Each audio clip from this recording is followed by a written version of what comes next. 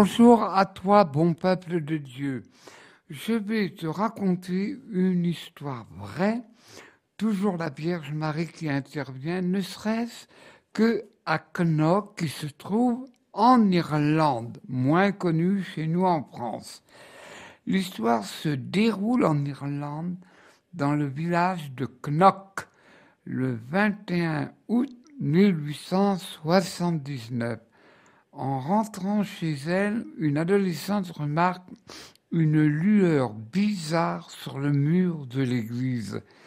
Un peu plus tard, c'est au tour d'une jeune femme, Marie, de voir la lumière. Elle s'approchant, elle discerne 3 silhouettes sur le mur. Quelles peut-être des statues. De retour avec une voisine, les 2 femmes notent que les personnages bougent. Peu à peu, les curieux affluent, une vingtaine en tout, persuadés qu'il s'agit d'une apparition. Marie part chercher le curé, mais celui-ci ne se déplace pas. Ça, c'est pas poli. Jugeant que le phénomène doit être dû à des jeux de lumière à travers les vitraux. Pourtant, une quinzaine de témoins sont par la suite interrogés et leurs déclarations concordent. Ils ont vu la Vierge flottant à 60 centimètres au-dessus du sol. Vêtue de blanc, elle est couronnée de lumière, les yeux tournés vers le ciel et avec une rose sur le front. À ses côtés, Joseph et Jean entourent un autel chargé d'un agneau. Aucun des personnages ne parle, mais la scène reste visible pendant 2 heures. Les jours suivants, l'histoire se répand et les pèlerins arrivent en nombre. Puis une première guérison a lieu. Une fillette sourde retrouve Louis. Les miracles se succèdent et l'apparition est reconnue par la commission d'enquête sans qu'à ce jour, l'Église catholique la officialise, malgré la visite de Mère Teresa ou du pape Jean-Paul II.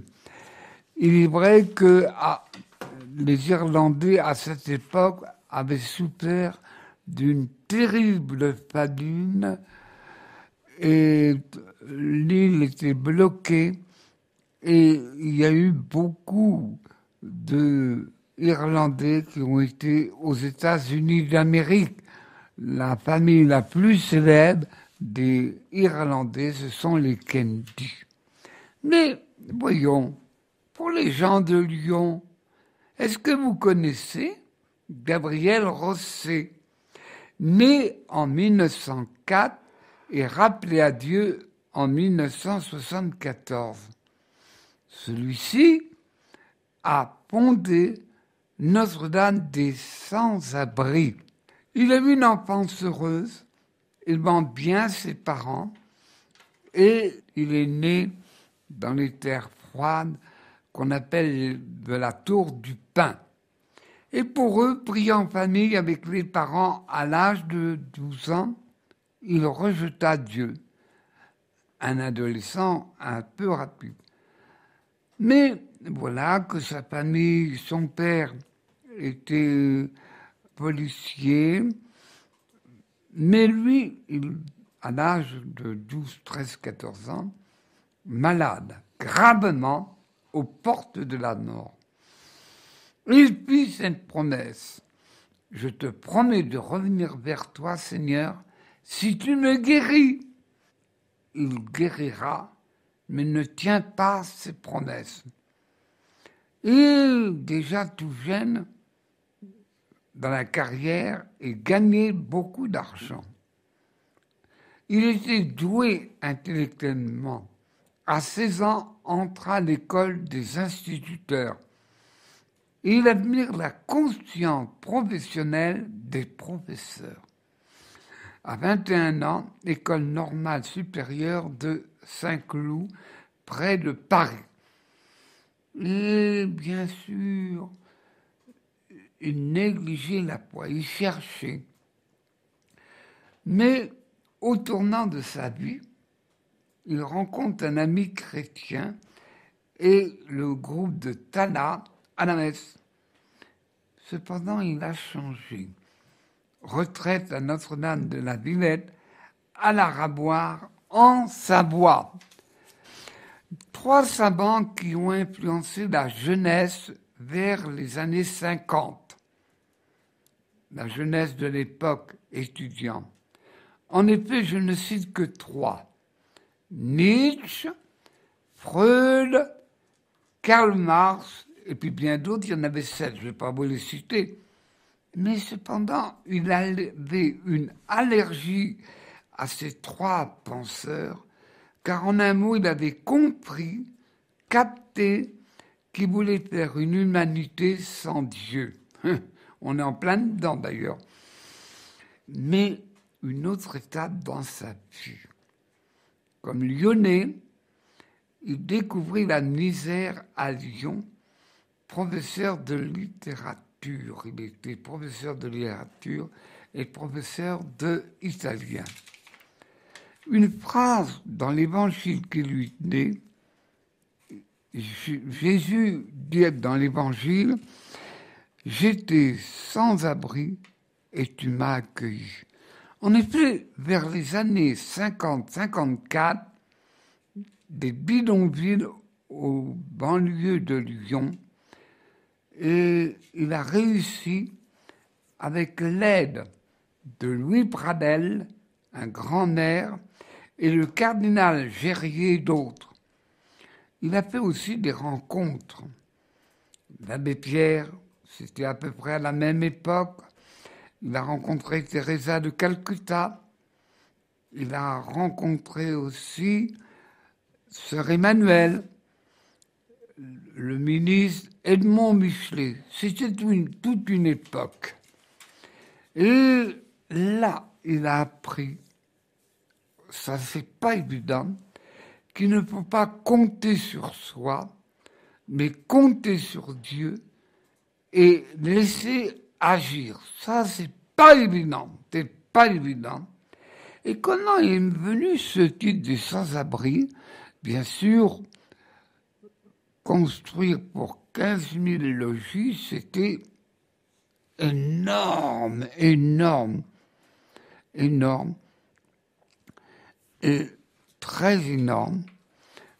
Toutefois, il y avait pas mal de ce qu'on appelait à l'époque des clochards, il vaut mieux dire des frères de la rue. Et il y avait des bagarres. Et un scout adulte dit, ils sont en train de se battre. Et lui, Gabriel cherchait un nom. Et le jeune scout dit, Notre-Dame des sans-abri. Ah, ça y est, il m'a inspiré. J'appellerai désormais Notre-Dame des sans-abri, qui se trouve à la rue du Père Chevrier.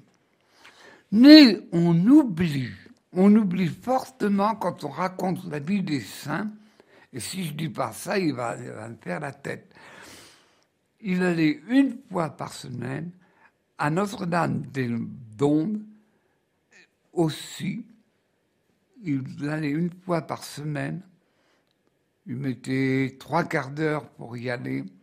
Et là, il allait reprendre des forces spirituelles.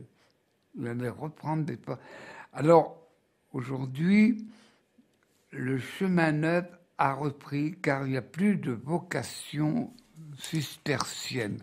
Mais il fut beaucoup aidé, très aidé. Il a été rappelé à Dieu en 1974 et il est mort, pour ainsi dire, à Notre-Dame des Dombes. Et vite, il fut conduit à un docteur qu'il connaissait, mais c'était un grand chrétien laïque. Il a fait aussi des articles sur l'Islande.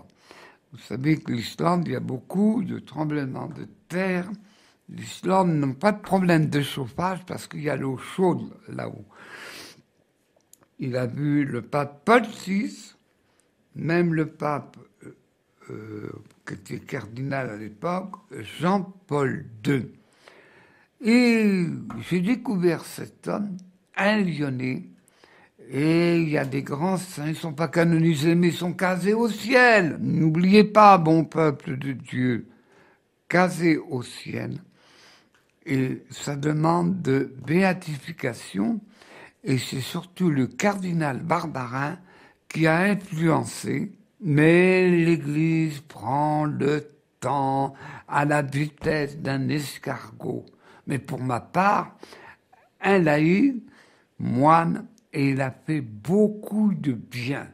Pour ma part, j'ai été une nuit garder les frères de la rue. Oh, qu'est-ce que c'est dur. Ils se battent et tout. Mais je ne sais pas si sa maison existe, mais sûrement que Bruxelles, c'est pas prévu dans l'histoire, que Bruxelles a encore foutu sa pagaille, parce qu'à l'époque où j'y étais, eh bien, c'était pas très hygiénique. Les gars partaient à 6 heures du matin pour faire le grand nettoyage, et ça sentait mauvais.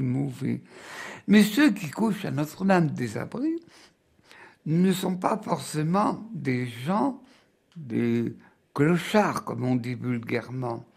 Mais il y avait des gens qui travaillaient, des étrangers particulièrement de l'époque, et ils ne savaient pas où coucher, et ils allaient à Notre-Dame des Sans-Abris. Quelle fierté! Bon peuple de Dieu, merci de nous avoir écoutés et fier de connaître des saints comme Pauline Jaricot et comme Gabriel Rosset.